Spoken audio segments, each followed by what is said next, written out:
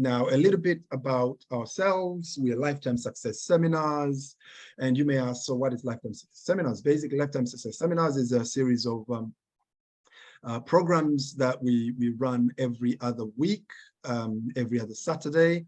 And we raise conversations in our communities to do with personal development. So anything to do with wealth, health, fitness, mental well-being, lifestyle, business, finance, relationships, you name it. So anything to do with those areas and conversations around those areas, we try and instill those in the community and create a space where we can talk about things that matter to ourselves and to our families, and really challenge each other to make continuous improvements, isn't it? People say practice makes perfect, but I think practice makes for improvement. I think improvement is a better word, that we just need to constantly keep improving and better ourselves in all these different areas and really get the best out of the God-given gifts and talents that he's given us.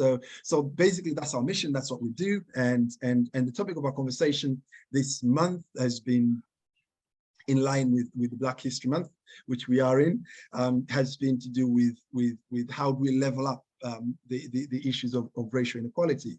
And last time, 2 weeks ago, we had a conversation, and the topic of the conversation was how to strive and achieve racial equality in the marketplace. And we had a very interesting conversation on how to achieve that. And by marketplace, I mean, whether that be a place of work, a place of business, whether that be whatever it is you do to add value to your community and your society and to yourself and your family. So how do we ensure that we're not affected by the inequalities that are out there, and we know that they're there, and how do we navigate that space and really overcome those challenges for our own success and success of our families. Now this week, we're still in the same sort of line of conversation, but we want to focus more on the next generation. That most of us in here, probably even in this forum, are first generation immigrants. So we are diasporans, but we're first generation diasporans. So we can easily trace our roots back to the countries that we come from. But obviously, as we go to the next generation and the generation after that, those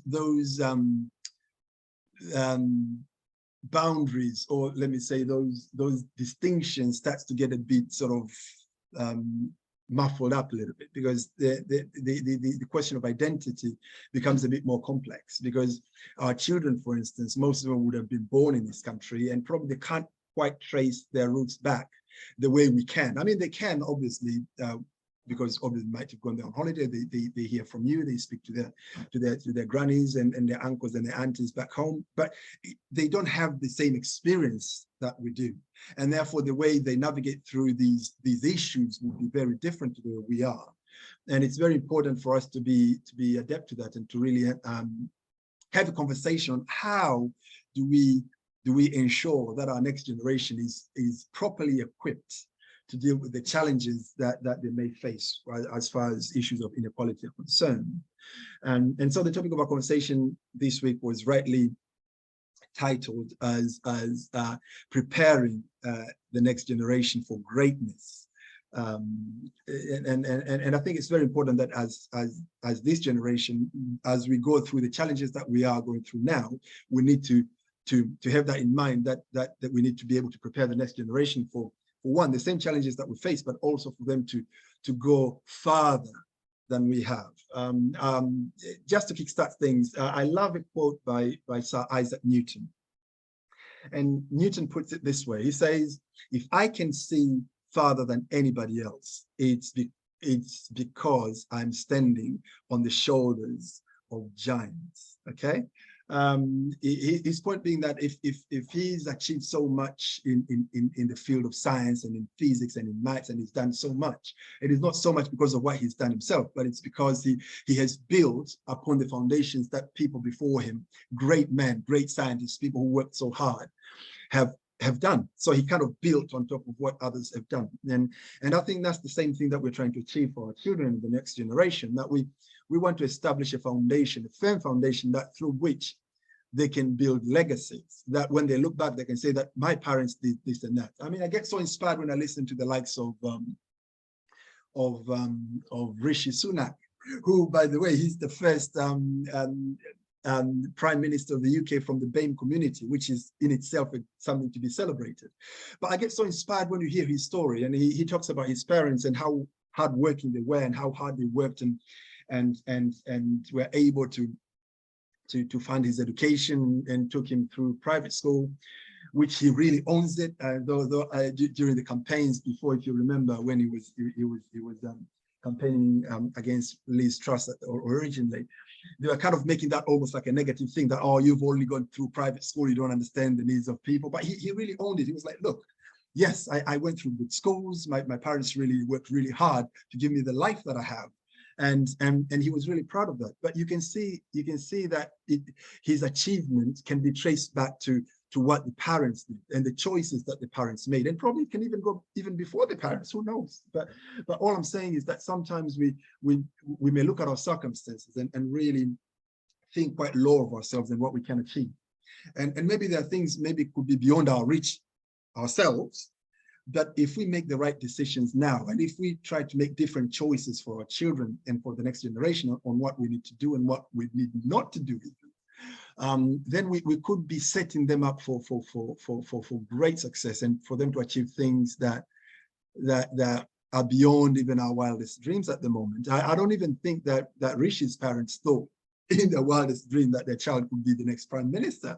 But still, that isn't to say that they didn't make the right choices. They did, and through their choices, they set him up for what he is today. So that's the topic of our conversation today. How can we change the trajectory, the destinies of the next generation by the decisions that we can make today?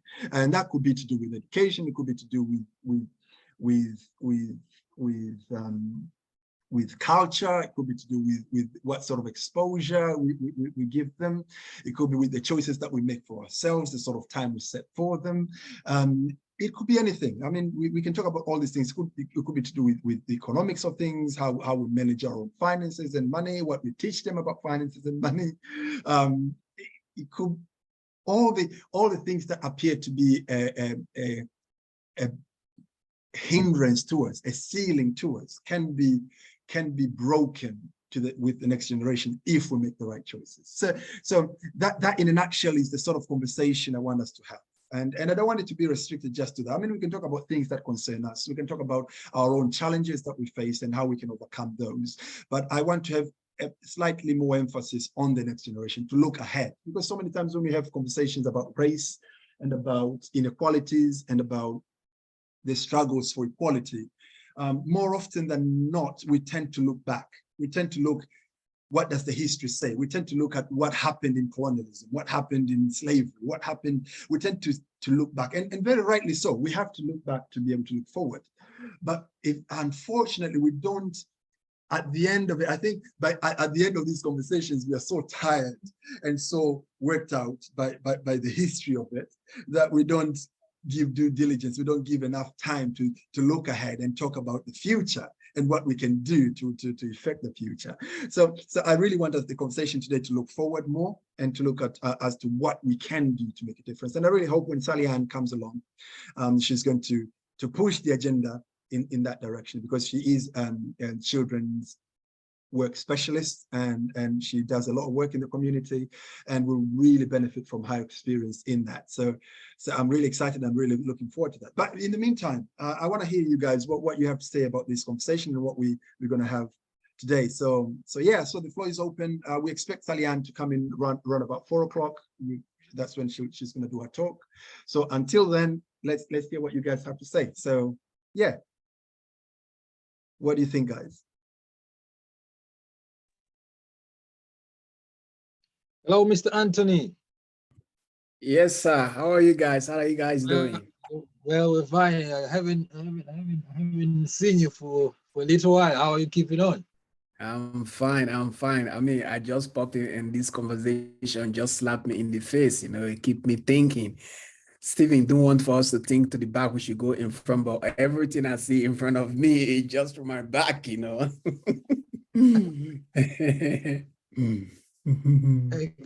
Okay. Yeah. Well, as Charles say, you know, it's something that we kind of, you know, have to be upfront, you know, advocating and you know, making sure that, you know, we do the right thing, you know, and yeah, so whatever we have learned, whatever experience has been to us, you know, we can sort out some things and then pass on into our kids and then help them to navigate to make a better sale, you know, if you can, you know, say so. Otherwise, you know, yeah, you know, so nice to see you, sir. Thank you. And I mean, like for me, I really think like no matter however things seems to be, you know, just imagine this new prime minister. The moment he got in there, people are talking, yeah, he's a Hindu, he's a dad. He maintained himself, even though he was born in this society, he got everything about this society, but yes, he's decided to be himself, you know. Politics is politics. Yes. In this society, we have the possibility is a liberal society where if you can achieve and you determine to get there, you will get there. But he didn't forget himself, you know.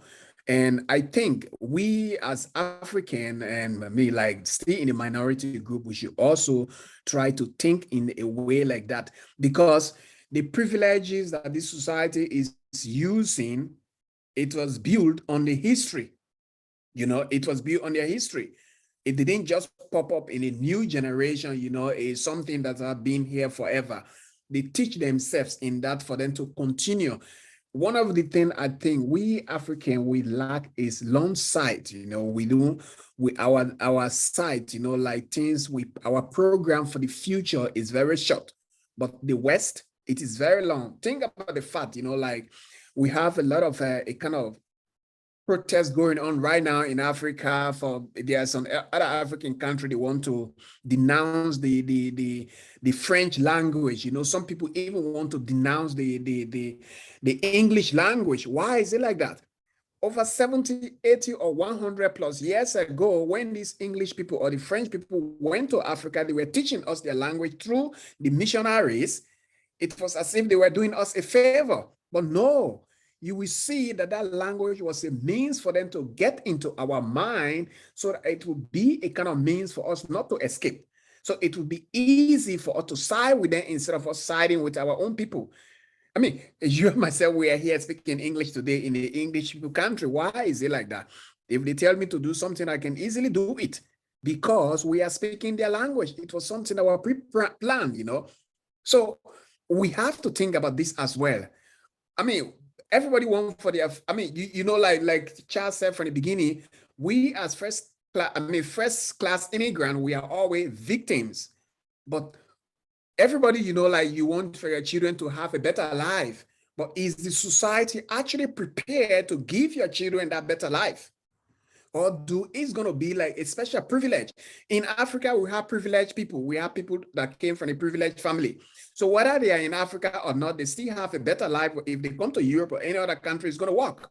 Our new prime minister, I mean, his family prepared him, but he found himself under those kind of privileged families.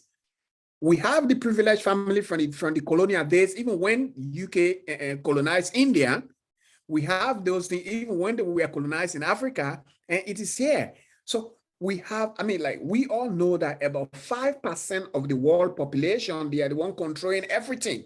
So how can we break ourselves free to get onto the right line to reach, at least be part of that thing? I think that is some of the thing we have to think about.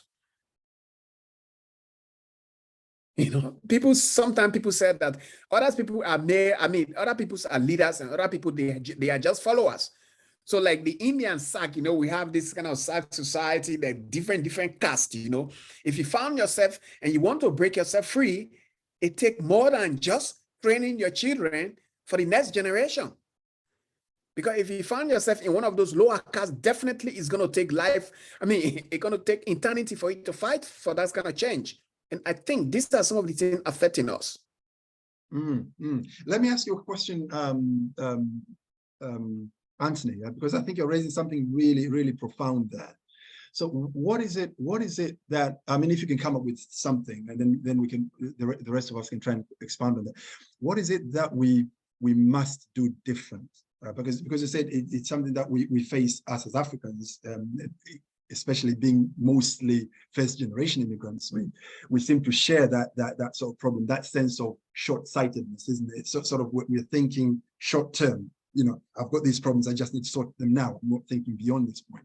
How can we get around that? How can you overcome that? Because you've said something else about privilege. Now, personally, I'm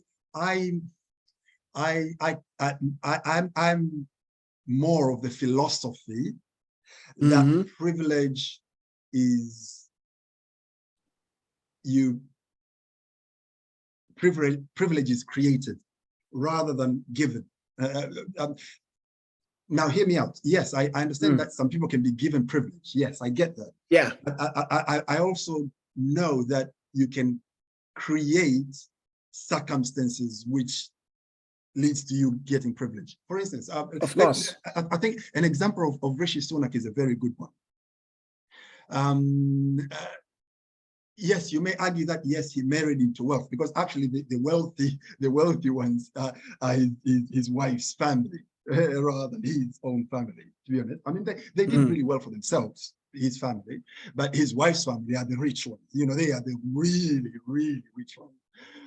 But the point I'm trying to make here is that his parents, the sort of decisions that they made and the sort of path that they put Rishi on, yes, to end up where he is, comes through the decisions that they deliberately made. I mean, whether they knew that he was going to be prime minister or not, that's irrelevant at this point. But the point is, yes, sure, there are decisions that were made that put him on a trajectory that probably them being prime ministers and being politicians was probably not an option.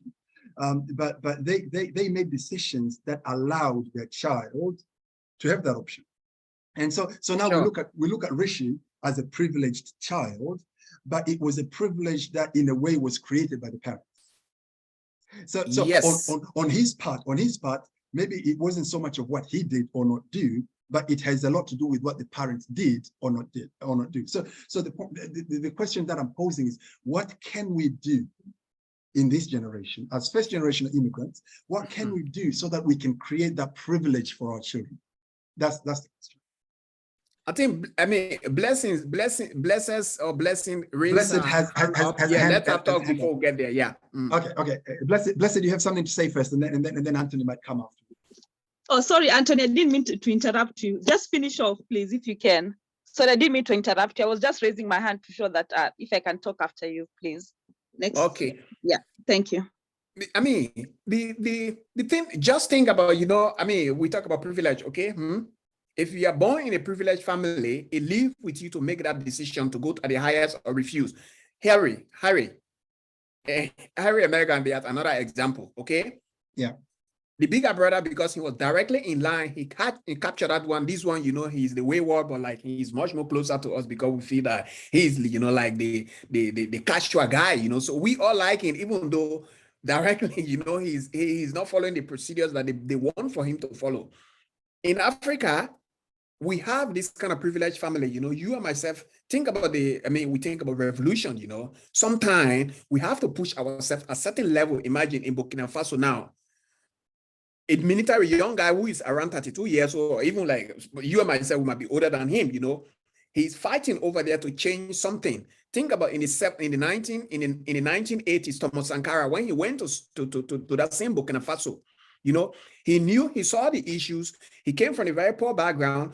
He died with just a single guitar, but he tried so hard to change that country and do everything. Certain things really need to pick up. If you are below that level, an ordinary procedure following that direct, I'm not propagating like revolution to take place.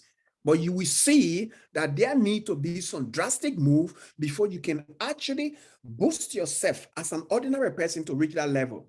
Through education, it's gonna be.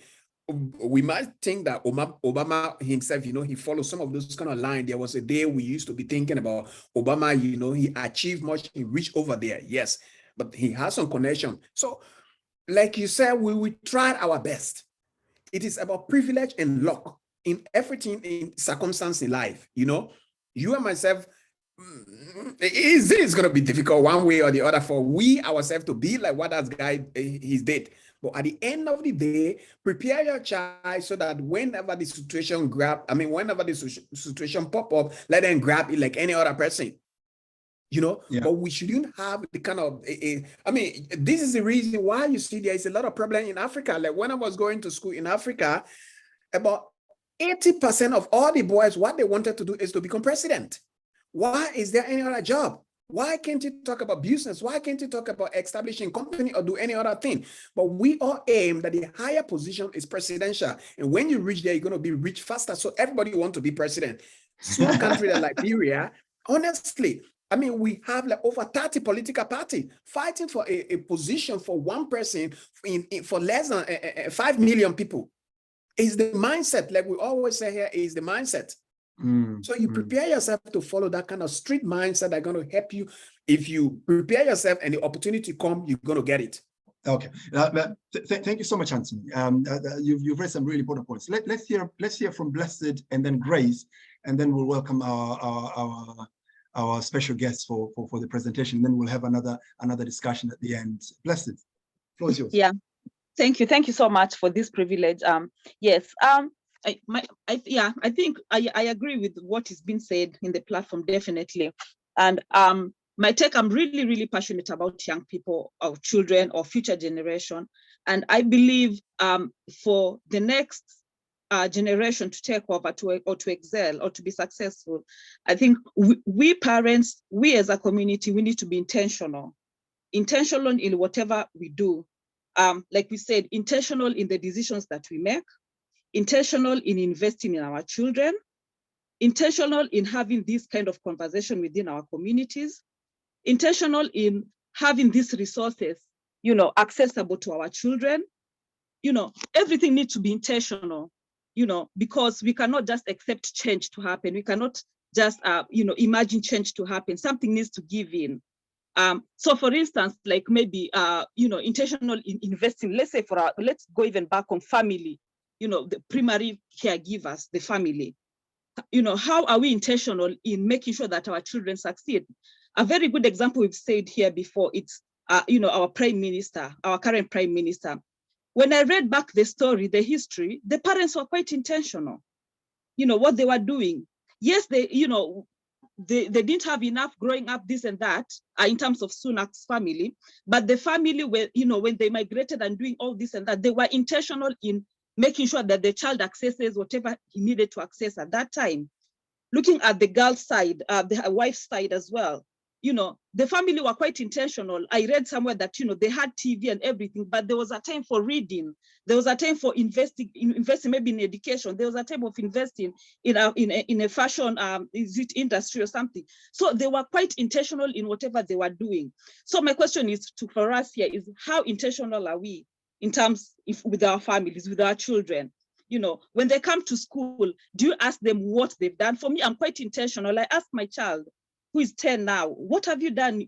How was school? I want to know every little detail, because from there I can get something and I can help, or I can invest in her. So it's just being intentional. Are they reading books? What kind of books are they reading?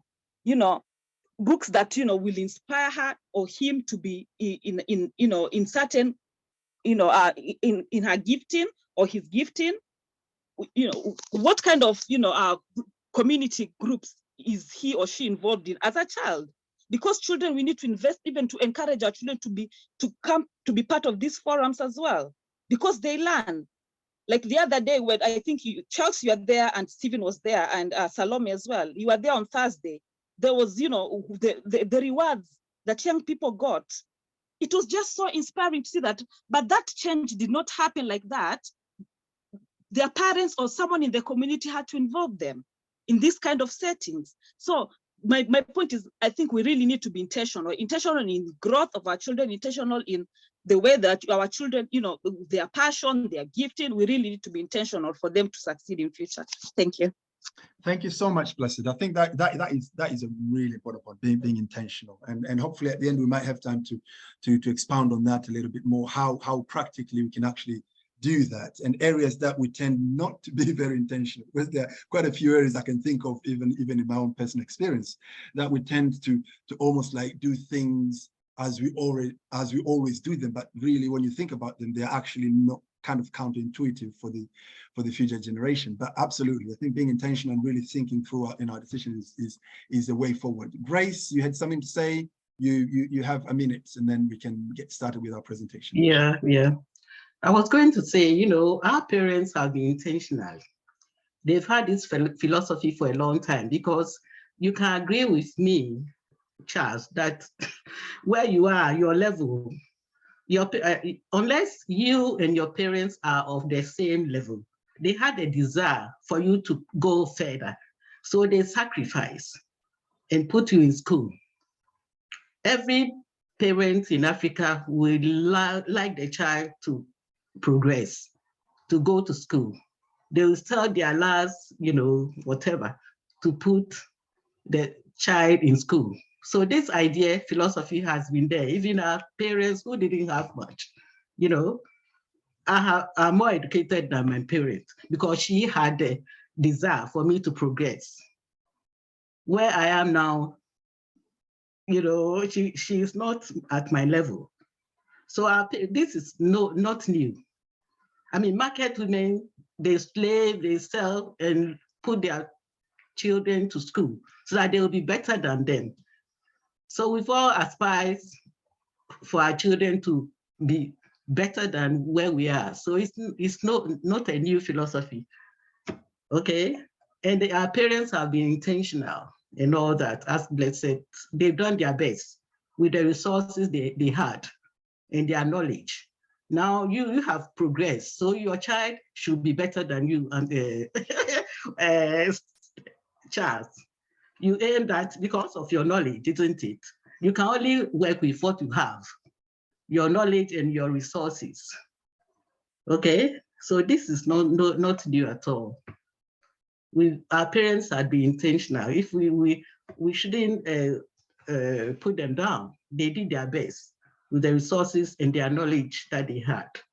Okay, so I'm defending our parents in Africa. They did their best. Absolutely, Grace. You're absolutely right, and it's very true. Parents have been very intentional. The only difference we have with our parents is that we are having to raise our children in a foreign land. Now, I'm using the word foreign land in a very specific manner, in a sense that, like I said before, because most of us in here are first generation immigrants, or maybe second generation, but not more than that. We have to be intentional in a very different way. It's almost like we can try and be intentional, but in a setting that is kind of alien to us, in a system that is alien to us. For instance, the way there is something that Anthony said, for instance, when he said that 80% of the children back in, what country did he say? Was it in Africa? I mean, Sierra Leone and Liberia, they want to be president. Okay, yeah. I'll go back to that example. He mentioned that. Obviously, the context was different when he mentioned that. It was more in the context that why aren't they aspiring to other things? But to me, I can flip that and look at it in a positive sense as well. The fact that 80% of the kids, and most of them are really poor, by the way, they can even aspire, they can even contemplate in their mind to be president. It itself says something, because it's a different setting. They look at the system and they feel like, I can be part of it. I can go to the very top of it. Yes. Okay? Maybe it may not be, it's probably naive that they all think they can do that, or you can only have one president. I get that point, but the point is the fact that they can even contemplate in their mind, in their fragile young minds, that I can be president. Yes. It means that they're living in a completely different setup. Now, the children that we raise here, because the system is different, they're almost like raised with a glass ceiling. It's almost like they're things they can't see themselves as, for many reasons. It could be because they don't have the inspiration, they can't see enough examples out there to really show them that they can do that. It could be because of, as parents, we have imminent issues that we're dealing with, and therefore the future is not much of the concern, and therefore we're just dealing with our circumstances. You remember, Anthony talked about us being short-sighted and really thinking about just what we need, making ends meet. Maybe it could be issues to do with immigration, issues to do with work, issues to do with family back home. And therefore, we're so focused on that and we don't really focus on the future. It could be a lot of other things. But the point is that, yes, we need to be intentional, but we need to be intentional doing the right things. Now, if we're intentional and we're doing the things that our parents did back home, they may not work here because, again, system is different, the setup is different, expectations are different, everything is different. And therefore, being intentional is one thing and it's very important, but we also need to learn. And that's why we have forums like this and these conversations to look at how can we navigate through these challenges? How can we navigate and really set the next generation up to do better than we have and to go farther than we have? And that's the sort of conversations that we need to have. So we're not putting down the previous generation. No, they did brilliant. That's why we're sitting here having this conversation today. but then we need to do brilliant as well for the next generation. Yes. Can I say, Anthony, I was looking out for you on Thursday. I couldn't find you. I'm really sorry, I'm really sorry. I'm gonna be back now, I'm getting back little by little. Well, congratulations to Stephen and Charles for your awards. Well done, Stephen. Oh yeah, you were there. Yeah, I forgot that. Yeah, thank you so much. We appreciate that. It's our work all together. We've worked, all of us together, so hard to do this. And what we're doing in the community together is nice to see that recognized. So well done to you all. Thank you. We appreciate that. Stephen, do you want to introduce our guest today?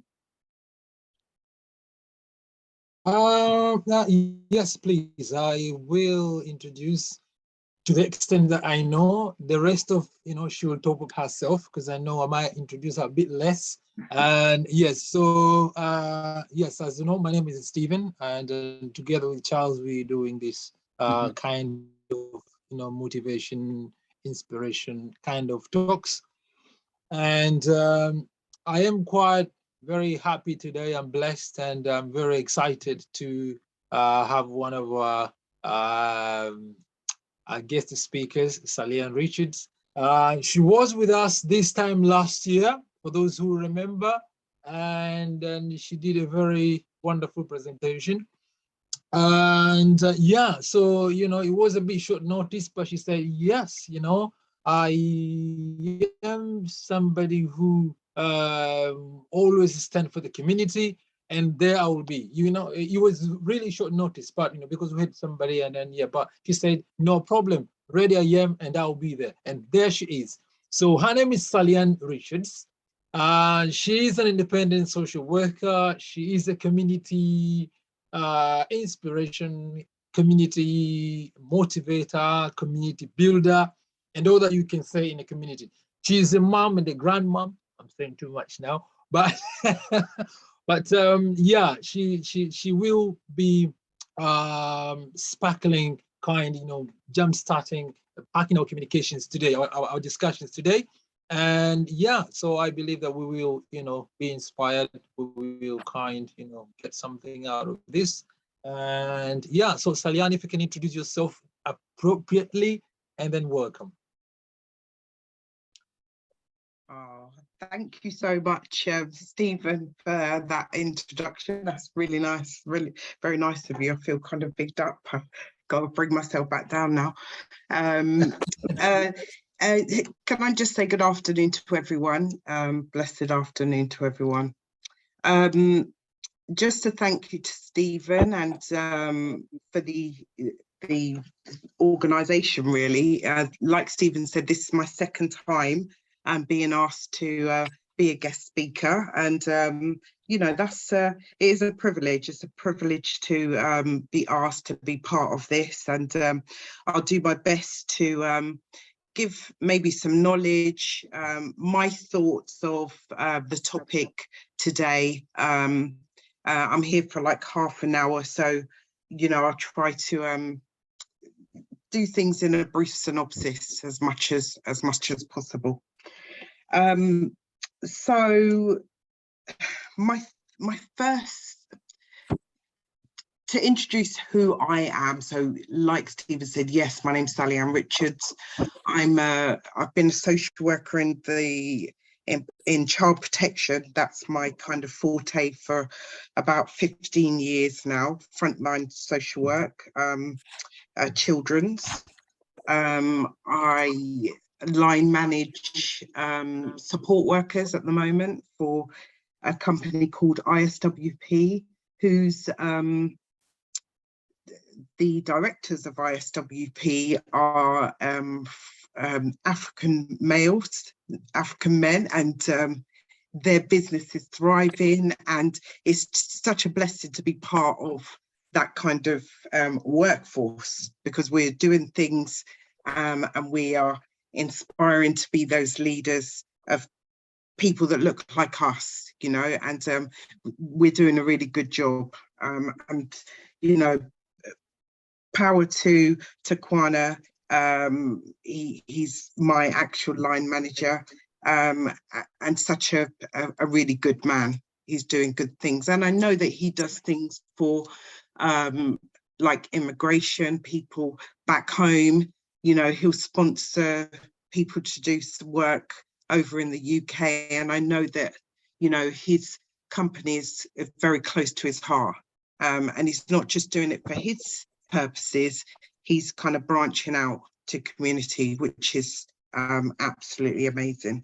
So I support the support workers for ISWP. I do supervisions and things for them, and also I'm a practice educator.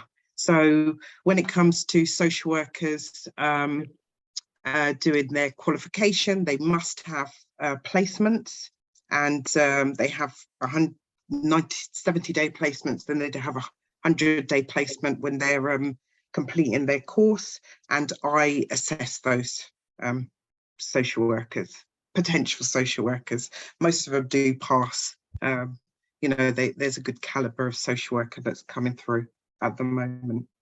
So that's me. And like Stephen said, I'm a mother. I've been a single mum. I've raised a daughter who's married, and she has 2 children that are my grandchildren. So that's me. And I will touch on some of that a bit more near the end of what it is I want to say today. So my first thing is the kind of topic for your discussion today, which is, I read the title, I always read the title, and it's Preparing the Next Generation for Greatness. And for me, my thoughts, because I've got to tell you, I'm very methodical, so I kind of break everything down, and then I'm very reflective. So this, to me, is huge. Yeah, it's huge, but we can have so much that we can add to it and bring it to life. Yeah, so those are my thoughts on it. So when I say that I'm methodical, yes, I break it down, and the way that I've broken it down is looking at that preparation first. And like I said, it's powerful and it's huge. It comes with a very big responsibility. And it's a responsibility, as I heard Charles, I was only on the end of snippets of what you said there, but it comes from those generations before us. So Charles, you were saying about being like first generation, like for immigration wise, yeah? So for me, I'm first generation born, yes, I'm born of the UK. So, you know, we have had our own kind of struggles being Black children that are raised here. We're born here. It's supposed to be our right to be here, but going through an education system that is kind of, everything's free and you don't, you know, it's all set there for you. There's still obstacles for us, you know, just based on people looking at us and being told to go back to our own country. I mean, what country do you want me to go back to? I mean, I'm fine if you can select where it is that you want me to go back to, but I was actually born here. So it, you know, when you're looking at that inspiration and wanting to make sure that these children have things and to aspire to, it's huge. You know, but it does start here. It starts with us, based from the legacy of our parents before us. Yeah. So when I look at it, I look at commitment to not just to say about preparing. We, as the adults, yeah, need to have commitment. We need to have commitment to the children that we want to lead into greatness. Also, we have to have dedication, and people can say, well, commitment and dedication are the same things. It's not. You can say that you're committed to something, but you could be partly kind of committed to that. And like I say, I always kind of refer things back to myself. So being a social worker, you have two different kinds of social workers. You have some social workers that they just can't wait to qualify so that they can chase the money. Basically, there's big money in social work. But is that what my values and ethics that I studied for 3 years about, is that what comes into play? No, for me, I'm dedicated. I'm dedicated to child protection. You know, I'm dedicated to the children that I am, you know, there to protect. The other thing is to have drive. So this preparation that we're looking for to lead these children, the next generation, into greatness, we must be driven. You know, what is it that what's the greatest outcome that we want? You know, do we want them to make loads of money, or do we want them to be happy in what they're doing? Do we want them to be able to be inspiring to their next generation? You know, do we want that? So that comes with a lot of drive. You've got to be driven to, you know, when you're looking at the preparation. And how are you going to do that? Are you going to do that by, you know, using some of your time, like we're doing today, doing a bit of motivational speaking, going into the community, setting up some youth clubs, or you know, just taking a group of young people bowling, or, you know, so that you're able to kind of pass on little snippets of what you have. Yeah. Another thing in this preparation is to have patience. We're going to have patience with these young people, because there are so many challenges out there that they have to face. You know, Charles, again, sorry, I keep coming to you because of the snippet that I heard. You know, my parents were always said to me, and my grandparents, you know, you've got to do better. You've got to, you know, inspire to be 2 steps, 3 steps ahead of your counterparts, your white counterparts. You must, you know, you must do that. And that's all fair, well and good. And I understand that. But because they had so much going on, you know, there was a lack of patience, not seeing what I had to put up with going to school, you know, the things that would frustrate me about the things that people would say to me, you know, black names, things like, yeah, I'm a black girl, but, you know, you're confusing me. Why have you got so much hatred towards me? You know, we as parents need to be patient. You know, we need to listen to our children for what's going on for them on their day-to-day. And another thing is kind of the recognition of what is out there at the minute, what greatness we do have. And I'll go through some lists in a little while, but, you know, recognition of where our young people are kind of getting to, because they are doing quite well. They are doing quite well, but, you know, that recognition that they're doing well, and also to recognize, you know, what your part plays in it, and being that role model for them. Yeah, just recognizing that we do have greatness, and also recognizing that they might not want to be doctors, They might not want to be brain surgeons or, you know, be these great big money-making people. They might not want to do that, but they, you know, let's look at them being happy and content, yeah? Because that is all encompasses of greatness, you know? I'm not playing it down that we don't want to see them do things, but at the end of the day, let's tap into our young people a bit more.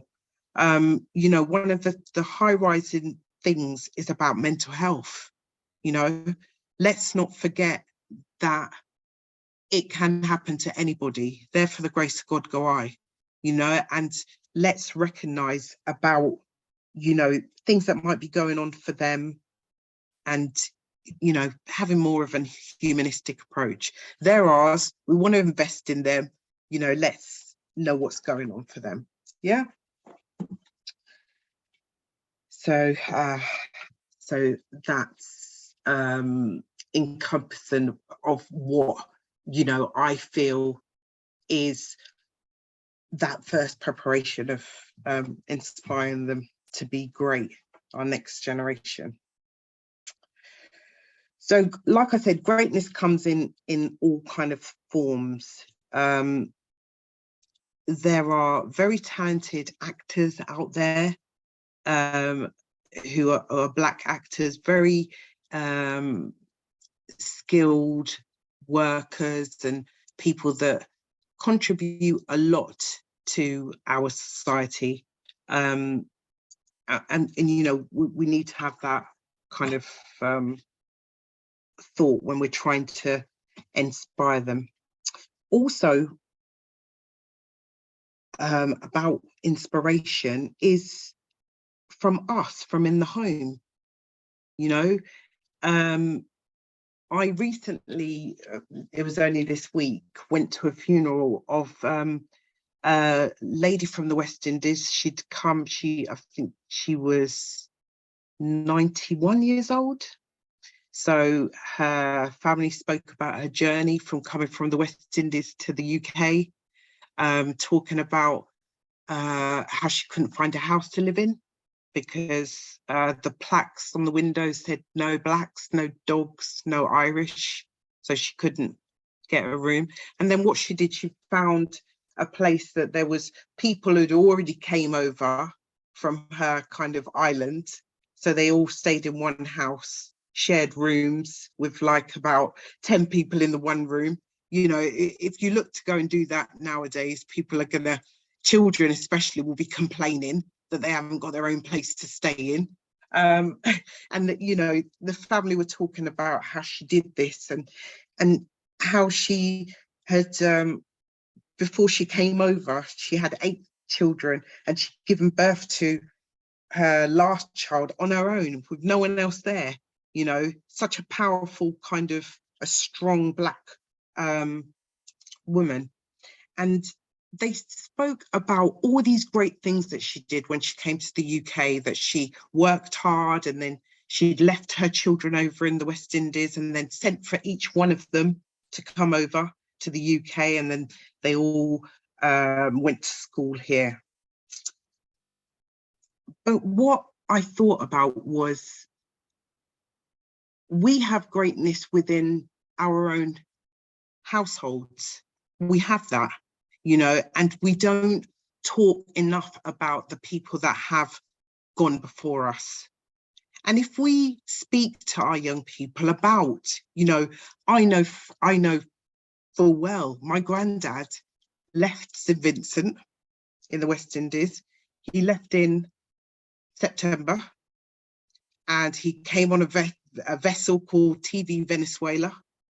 He went to about 5 ports, and I have I've just got some of his things here, but I've got the actual booklet that he travelled with. So he travelled to all of these little islands to get to the UK. So he left in September and got here on his birthday, the 5th of October.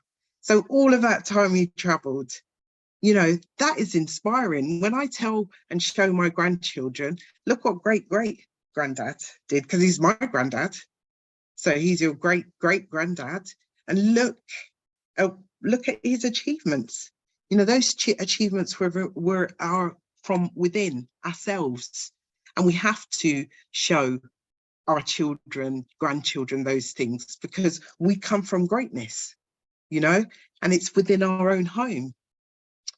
One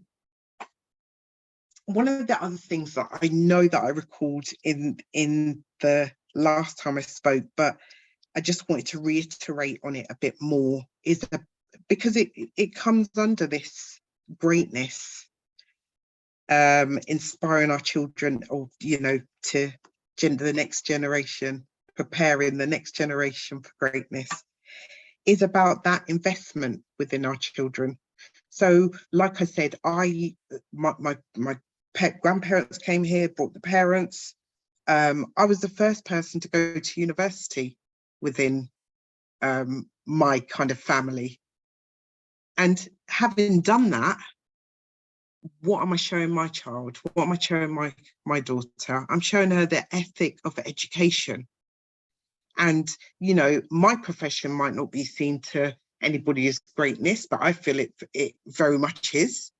And so she's seen that, and she's been like, oh, my mum's great. She's gone to university. It is now time for me to do that.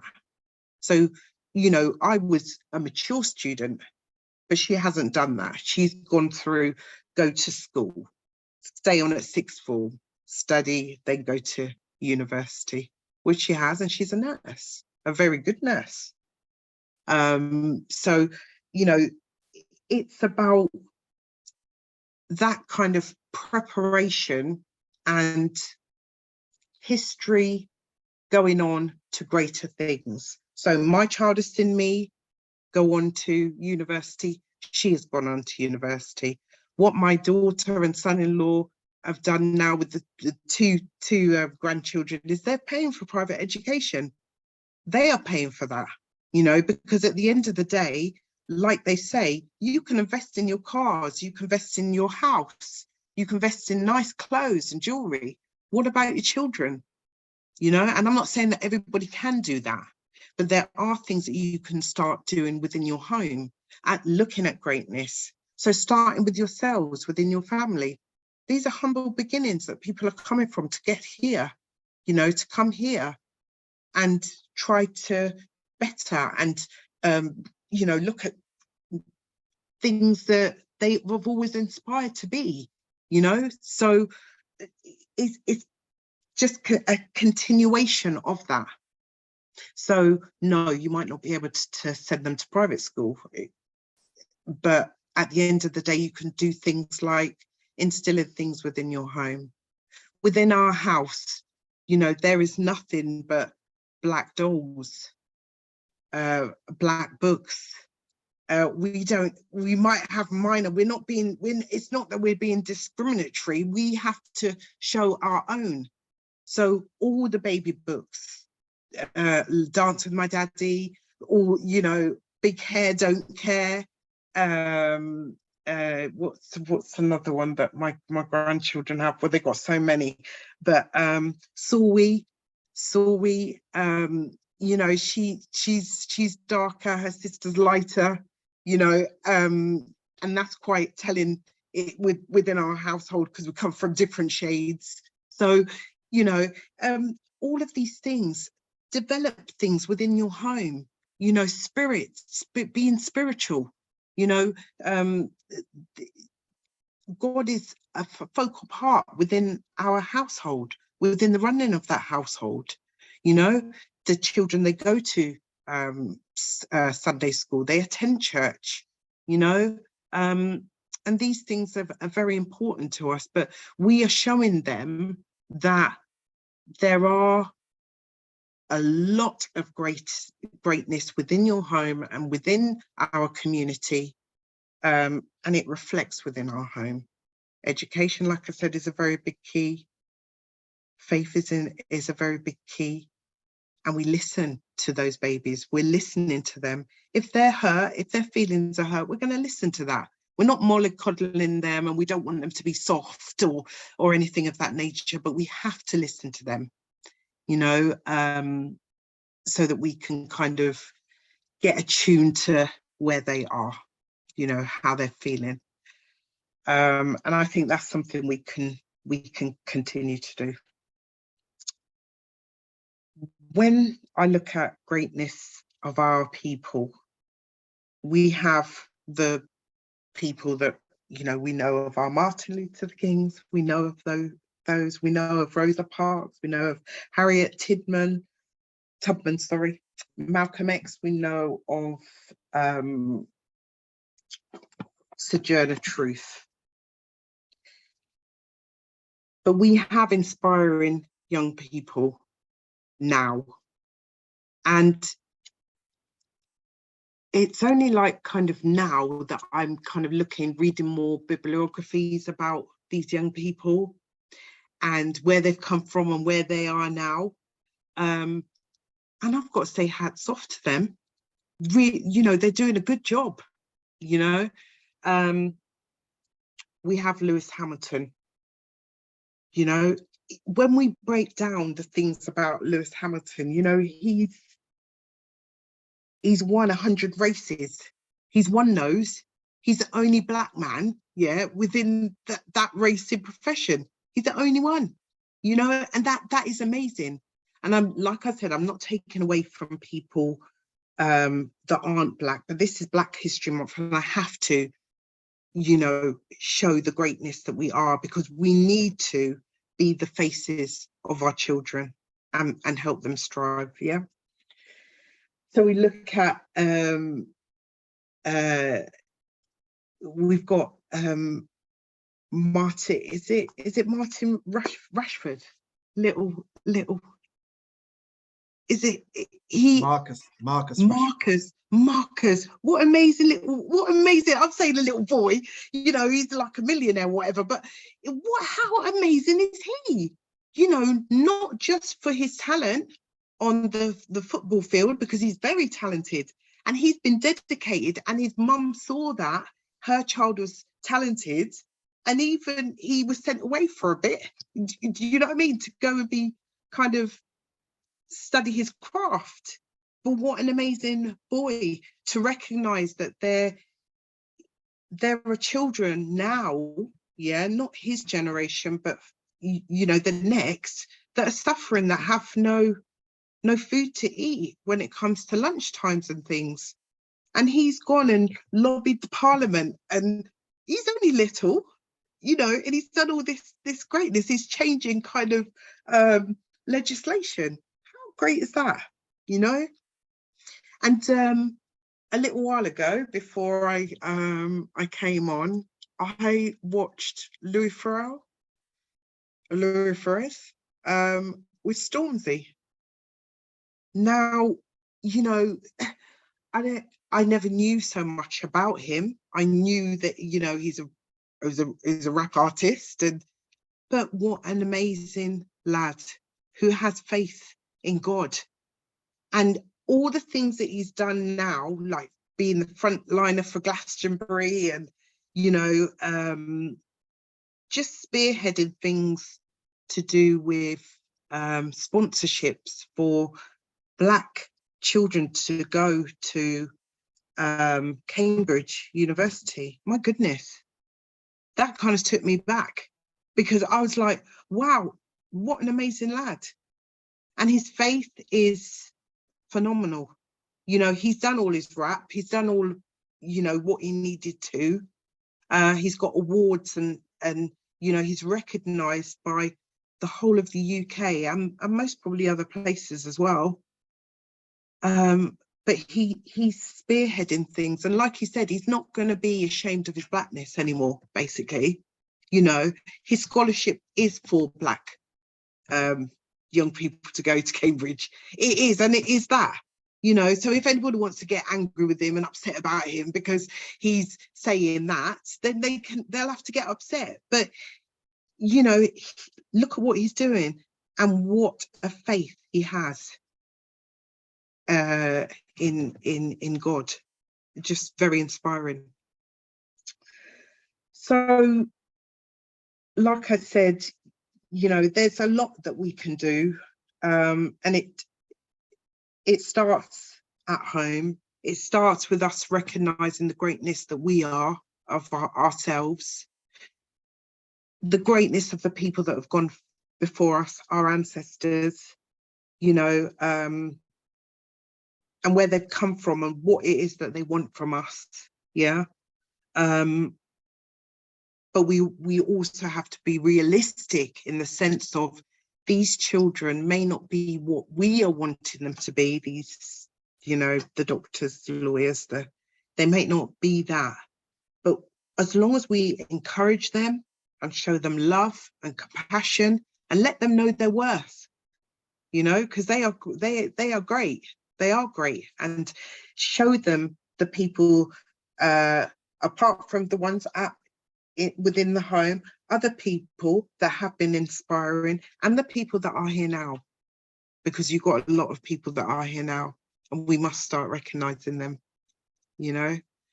So that's my kind of overall of where I see this, you know, the preparation for a generation for greatness. You know, I think that forums such as this, like I said, do the little, you know, taking them bowling, or, you know, let them be parts of groups, and share what knowledge they have, because they're quite clever. They're quite clever, this next generation, quite clever beings, and I'm fascinated by them, you know, and know that you must be committed. Like, I'll go back to what I was saying, those words is commitment. We need to show them commitment. We can't be in and out, you know, we can't be in and out. We have to show dedication. So, you know, when I speak to my students, you know, I tell them a little bit about myself, but you know, also what I say to them, you know, social work is hard and a rigorous profession, but you must be dedicated for those children. If you're not, if you don't have any dedication to, you know, protecting them, then, you know, I don't know what you're doing. I don't know and I'll see through it. I'll be able to see through it because I've been doing it too long now. And the drive in doing my, you know, when I get up in the morning, yeah, you do have bad days, but, you know, I have a drive that I want to do things, you know, show them that drive. Please be patient with them, you know, please be patient. You know, is it spare the rod or child, spoil the child, or spare the rod, or spoil the child, or what? But, you know, at the end of the day, yeah, let's, you know, we're not saying be mollycoddle them, don't do that, but show them that love. Be patient, show them that love and understanding, and then they'll come round. They'll be all right, you know, because they've got you, and they know that you love and care for them. And that recognition, like I said, recognize when they're doing good, recognize when you're doing good, you know, because like I said, this forum is just absolutely great. And, you know, I can just end by saying thank you again, because I feel that I'm hoping that I was able to inspire, and, you know, if there's anything that I can do to help, you know, I'm here. Stephen knows where I am, so, you know, yeah, and that's what I wanted to share today. Yeah. Is it Sallyann? Hello, Yeah. hello, Yeah. Grace. Well, you couldn't do your job without me as a health visitor. Oh no, you're my partner. You're my partner. You are. I have retired now, but if I didn't refer these children to you, you wouldn't have a job. Thank you, thank you, thank you, Grace. Yeah, I like what you said about, you know, starting where the child is, because many times parents want their children to be doctors, lawyers, and their interests are not there.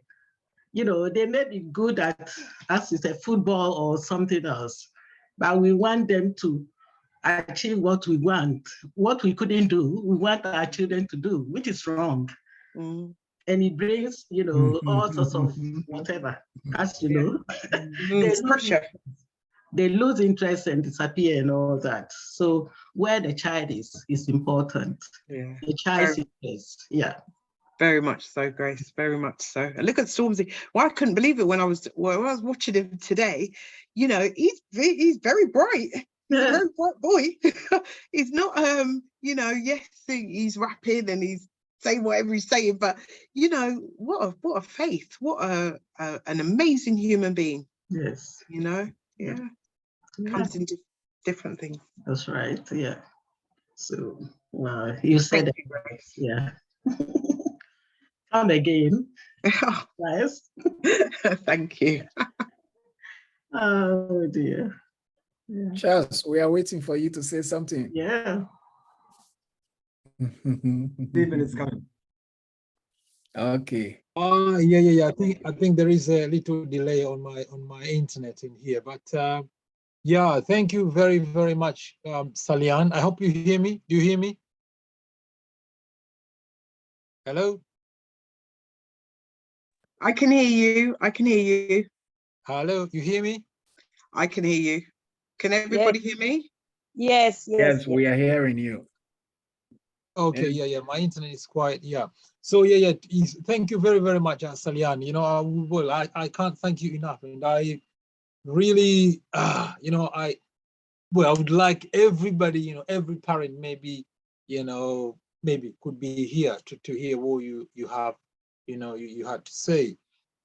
And yes, you know, as Sallyann, you know, shared with us, well, it's good to start at home, you know, but maybe there is one thing that I can maybe throw into every one of us who, you know, if Sallyann can come in first, is, you know, we as parents, because I understand it, one important thing that we need to be able to overcome, for us to be able to support our kids better, well, we need to be able to overcome the challenge and the barriers that we're facing, or we need to be able to juggle between things, you know, managing our struggles at the same time, have that little something that we can support our kids. Saying this, for example, okay, if you are a parent, okay, and my position is for me to be able to provide for my family, I have to work for say 16 hours a day. You know, you come home, maybe kids are already, you know, in bed sleeping. So that could pose a little challenge on whatever, how much I desire, you know, but still, you know, I have a desire, but still the environment that I'm in, I got bits of struggle that I need to kind of overcome. So I do understand that we have some systems which kind of here and there support us in a way to operate and live the way we live, you know. But yeah, how can we maybe be able to balance and, you know, try to have this balance so that we can be able to support our children. So if I can throw that into the platform, please. Yeah, can I just say, Paul, I just read what you said there. Yeah, you know, telling children that about love and, you know, supporting them in every way that you can is very important. We must do that.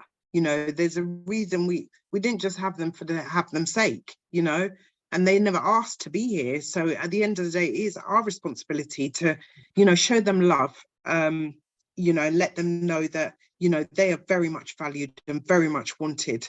Now, Stephen, that balance it's a hard balance, you know, but it's little practical things like the time that you do have is for you to have prepared on what you're going to do with that time. That's quality time, you know. Break it up where there's some fun, some kind of structure time. You want to know what they're reading and how they're reading, you know, how their spellings are going, how their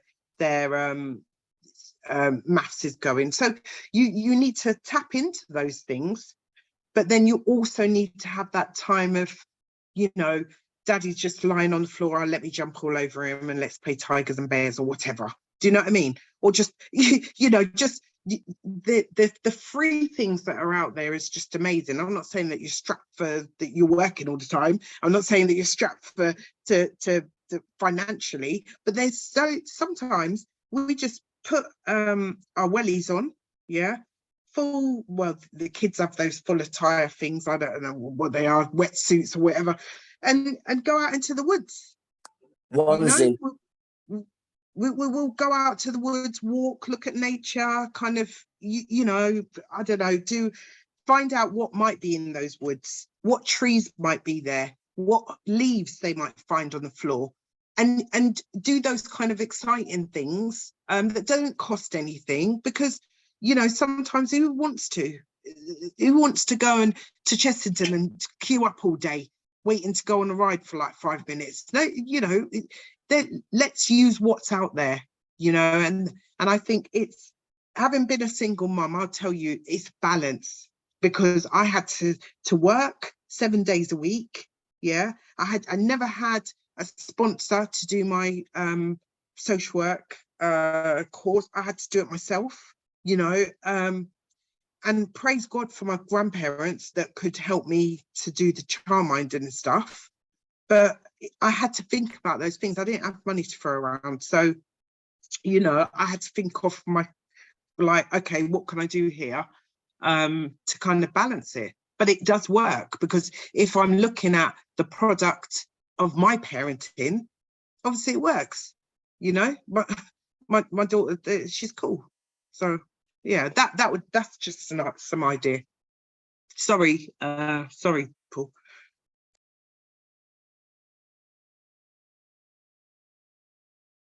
If I just come in really quickly on that same question, I totally agree with you, Sallyann. I think I call it shared experience. I think we really underestimate the power of the experiences that we give our children, and how far that may take them. And I think the minorities, ethnic minorities, they suffer a lot as a result of that. Not so much because they can't afford those experiences for their children, because most of them are free, like you just said, going to the woods doesn't really cost anything. But it's just a mindset thing. Because we might have been raised differently. For instance, I'll give you as an example. For instance, I grew up in Tanzania. I don't remember ever my dad taking me out to football.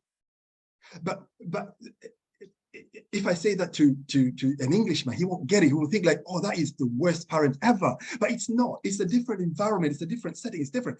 Did I not play football? Oh, yeah, I did. I played a lot of football.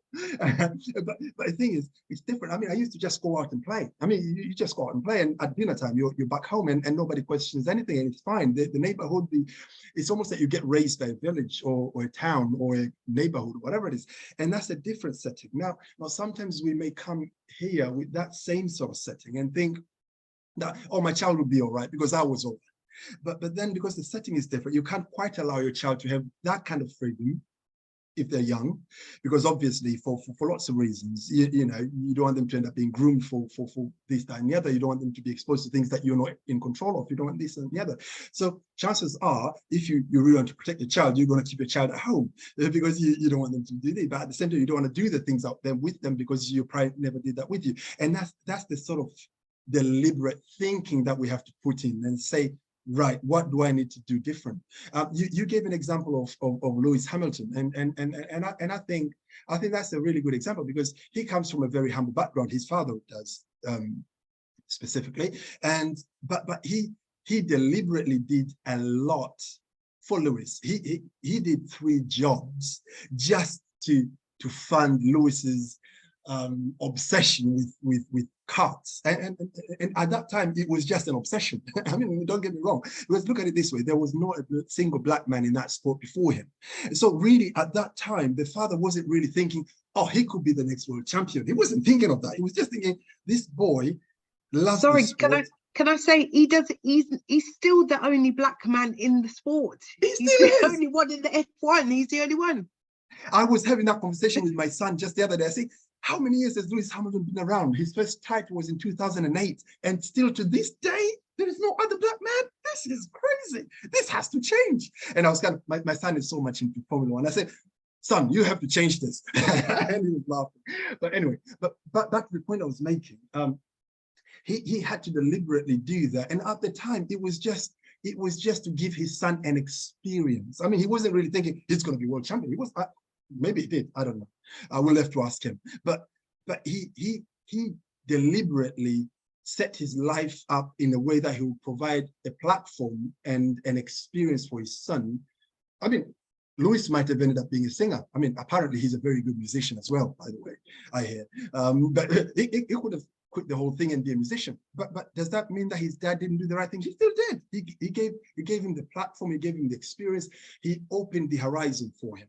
And Lewis took it, you know, with both hands. And I think that's what we need to be thinking of, that we need to provide these experiences that our children may have, that you'll give them these opportunities, and not just opportunities, but it gives them confidence in the community as well, because they have something they can talk about. I mean, you think about it, when you meet someone for the first time, what do you normally do? You look for a conversation that is you can both engage in, isn't it? That's why a lot of time if you meet a new person, what do you talk about? You talk about the weather, because anybody can talk about the weather. You know what I mean? It's like, oh, the weather is so nice today, it's sunny day, because you feel like that's a shared thing with you. You don't have much to talk about.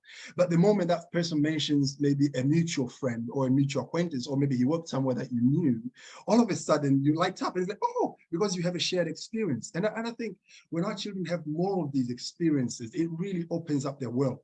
It opens up their place in society, and it really gives them a platform to be whatever it is that they want to be. So I totally agree with you, and I think that is a step towards changing those things, even if it was different for us. But if we think in those lines, then I think we can make different decisions for our children.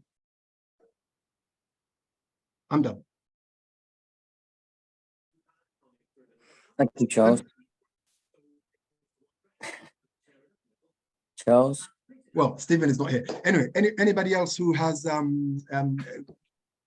wants to come in and contribute or has a question? Paul does. Yeah. Yes, okay, just, yes, Paul. Just quickly, just touching on what you said, Charles, and you and Marie, is it?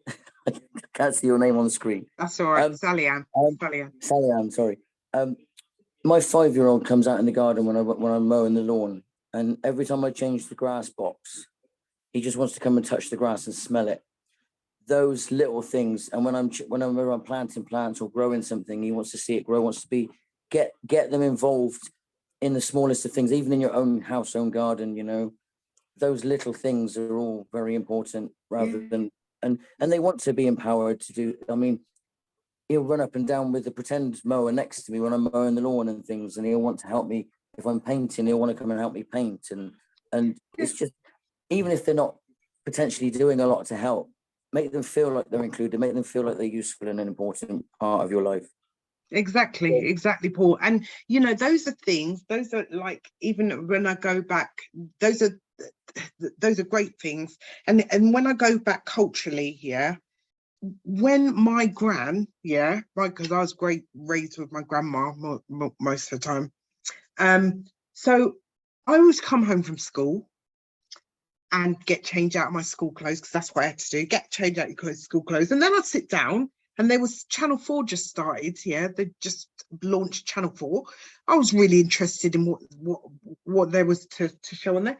And then she'd shout at me and say that I must come in the kitchen. So I was like, oh, all right, I'll go to the kitchen, because I've got respect, I'll go.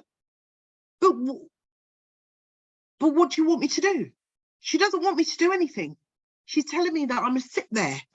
So I'm quite angry now, because I'm thinking, what is wrong with this woman? Why must I come in here and sit down when there's perfectly good TV out there? But what is it that she was doing? Like you're doing with your grandson, Paul, like you're doing with she wanted me to see what she's doing. How do I know how to cook? How do I know how to cook and clean a kitchen and do all the rest of it? Not because she told me to cook, because I saw what she was doing. I know how to cook. I know how to clean. My wife, being Jamaican as well, she has my 5-year-old boy, in there, and he likes to do You've the got fried a daughter. chicken. So she'll just Okay, get him putting sorry. the flour on the chicken. Yes. Yeah. And he'll even get the spatula and do the cooking with the pot. He's only 5, but Yeah. I'll be stood behind over his shoulder watching him, and he's just doing the cooking with Well, by yeah, himself. yeah. And he loves Those it. are those are the things. You know, washing. You know, like I said, I'm first generation, so we had all technologies. Yeah, we had the washing machine, but my granny would wake me up on a Saturday morning to go in the shed where there was a pan and a board, which is a juk board. So I had to wash the clothes on the board. To me, that didn't make any sense. But when my washing machine breaks down at home, I know how to wash my clothes. I know how to wash them. That's the upbringing my wife had. Yeah, so there's how we go. Can I just answer one question? I don't know if Monica's there. Monica had asked me something. Monica, are you there?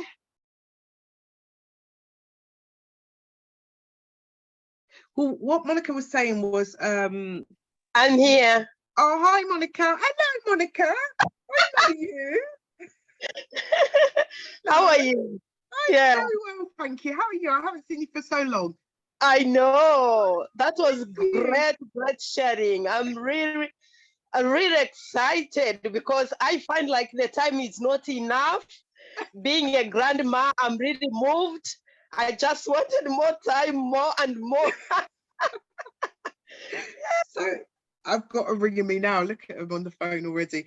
So Monica, my thing is, I hear what you're saying with regards to like all this social media and all of these things. And we have to, you know, we have to draw the line. We have to, you know, because there wasn't all of this social media beforehand, was there? You know, Yeah. there are some practical things that people might not like, but, you know, sitting around the table, we don't want it. We don't want it on our table. You know, we don't want phones around the table. We want to be able to sit and we want to have meals together and share things together. You know, share about our teachings, share about what we've done for the day. You know, and it is going to be difficult because these children they've kind of been brought up with this social media. It's very much a functional part of their lives, their being. But, you know, when the phone breaks, we've only got each other, you know. So, you know, we have to kind of be in charge of that, I would say. You know, we have to be in charge of that. Remember about all the things I think Charles just said about we don't want our children to be involved in things that are going to cause them any harm. So no, they can't just go out and play like you can do in the West Indies and Africa. You could well go outside and play. You know, people in there. I'm not saying there aren't people out unfortunately. there. Yeah, that. But you know, it's different. Things are different. So at the end of the day, you know, we need to make sure that our parental things are on. That we know what they're looking at. They're children. You know, they should not be having access to phones in their rooms at night time. What do you need that for? Who are your friends? What? You're my friend. You're my friend. You're my biggest friend. And I want to know about you. I'm not taking away from what you want to know about your friends, but at the end of the day, I want to know about you. You know, so it's that kind of stand. But I understand where you're coming from, Monica. It's real. It's a struggle, isn't it? This social media and all the rest of it. And the thing is, if we leave them with this, and it's all again about inspiring for that greatness. Yeah, if we get them to see how great they are, how great the people are that they come from. You know, we can lessen that kind of self-doubt about yourselves. Because even, like I said, I'm a child that's born here. And yet I was told to go back to I don't know what country you're telling me to go back to. I would happily go to Africa if that's where you want me to go. I happily go to the West Indies if that's what you want me to do. Yeah. But at the end of the day, I was born here.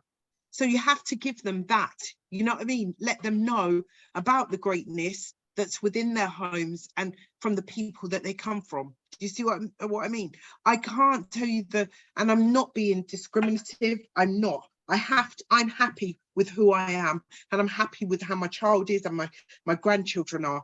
But we don't have anything more than there's bare black books, the black Barbies, there's everything in our house that's to do with who they can identify themselves with, because those are the important things. I think once we get that right, then social media can kind of take a back foot. Excuse me, sorry. Exactly. That's my child. Thank you so much. Thank you so much, Sallyann. I will invite about 2 more contributions, and then we'll call it an evening. What do you think, guys? Yeah. Yes. Yeah. So Anthony's one, and one other after Anthony. So sorry about that. That was my daughter calling me to pick up egg noodles. My grandchildren go mad. They want something to eat. So No, that's okay. That's okay. I could be of any further. You know, it's such a pleasure to be with you all. Oh, thank you very much, Sallyann. We really appreciate it. It's been really amazing. And we have these sessions more and more. So it's not only up to the Black history. We have them after every 2 weeks. So please come in. You know, we really invite me enjoyed in your and I'll contribution, see, to be honest. invite me in and I'll see how my calendar is. Don't you worry. Yeah. Oh, okay. Blessings. Yeah. Thank you. Yeah. Bye. Very good. Very good. I'm off. Anthony. Yes, I mean, like what we are saying, everybody have to do their best, and then we see what we can do. And we being the first generation immigrant, it is our responsibility to preserve the history, like what she was saying, you know. And my book is here, you know. This it is part of the history, and I want for everybody, every one of us to read, you know, because I mean, we are here now, but how do we get here? We have to try, you know, our best. Charles, is already on the way. I think you get. I've got it today, actually. It arrived today. Okay, So well, then that's Thank wonderful. Thank you so much. Yeah, I mean, it's a story when we're talking about what motivates us for us to do certain things, you know, like why certain things. I mean, some people, they get good family background that prepare them for them to do great things, you know. Other people join on that train, the wagon, you know, the success wagon or like the transformation wagon by themselves. And like from my own case, I joined there myself, you know, like pushing. So if I know, if I don't do what I got to do, I mean, everybody, we are like a branch, you know, we are like a tree, and we can become a branch of a tree. We are like a tree that has several branches. You might not be great, like to say, become prime minister, like what that guy is doing, or become football player, but you can do some little things that go to impact somebody's life, that they might reach that position tomorrow.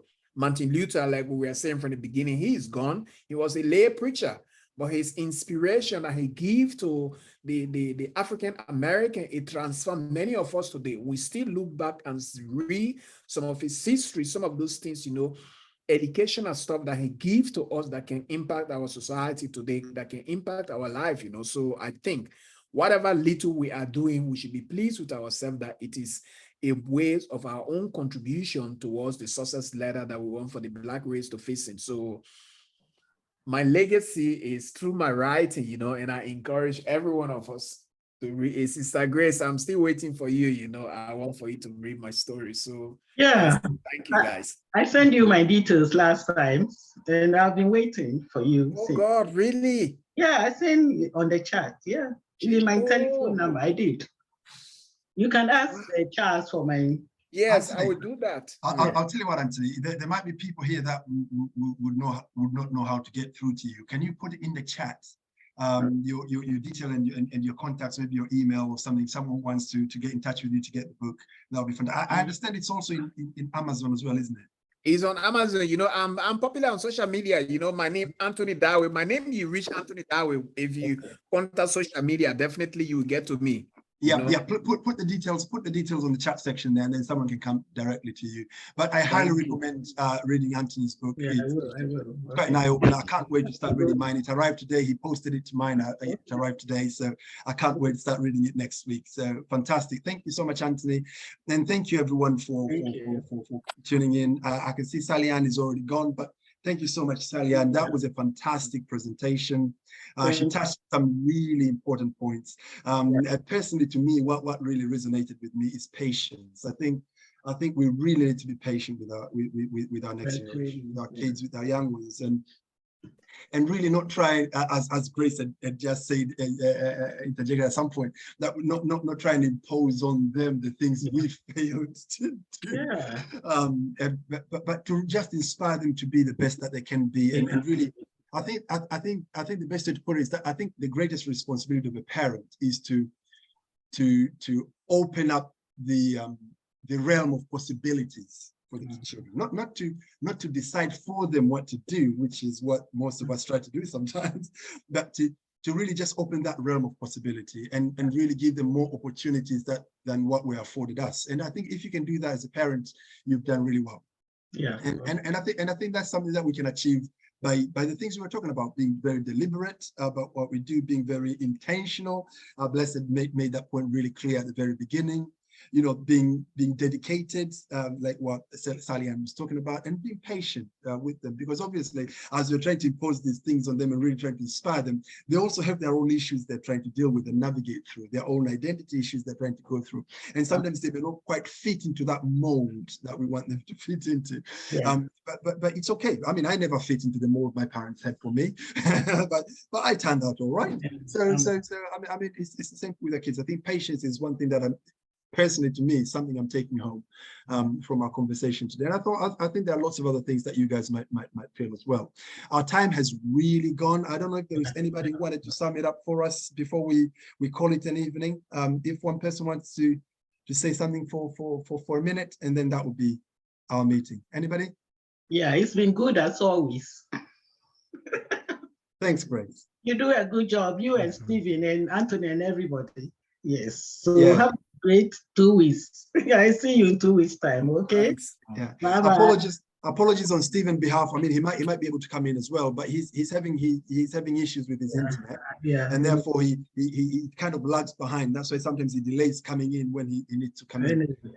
So he just wrote me a message and said, look, if I'm late coming in, just come in on my place.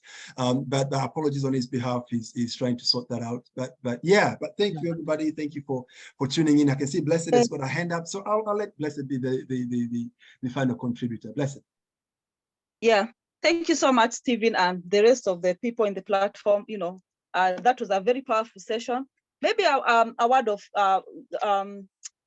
maybe I don't know. In case maybe next time we have like such sessions, because it regards to the children, maybe it will be good to have like, you know, young people joining in as well, so that we can hear from their perspective. Because even one thing we've taken from here is, you know, to kind of understand where they're coming from. What are the things that they facing? You know, and how can we overcome this challenge? So to see their world from their perspective, I think that would be really great. Thank you. I agree. Okay. Absolutely, Blessed. We take that definitely on board. And next time we have a session of this nature, not necessarily this one. I mean, we do lots of other sessions that will really benefit them as well. And we would definitely endeavor trying to invite the children and the young and the what do you call them? Young adults as well, and really engage them in these conversations, because they really need this as well. So thank you so much, guys. It's been wonderful having you all. Let's be great ambassadors in our communities with these great conversations. Let's make sure we really try and expand this message, and really magnify this message out there in the communities, and really be the agents of change, you know, in our communities. And also let's be great ambassadors to others and invite others in this forum as well. We do these meetings every other week, and we also do record these sessions, and we share these with you guys. So please share it far and wide. And until next time, God bless, and hope to see you again. Take care.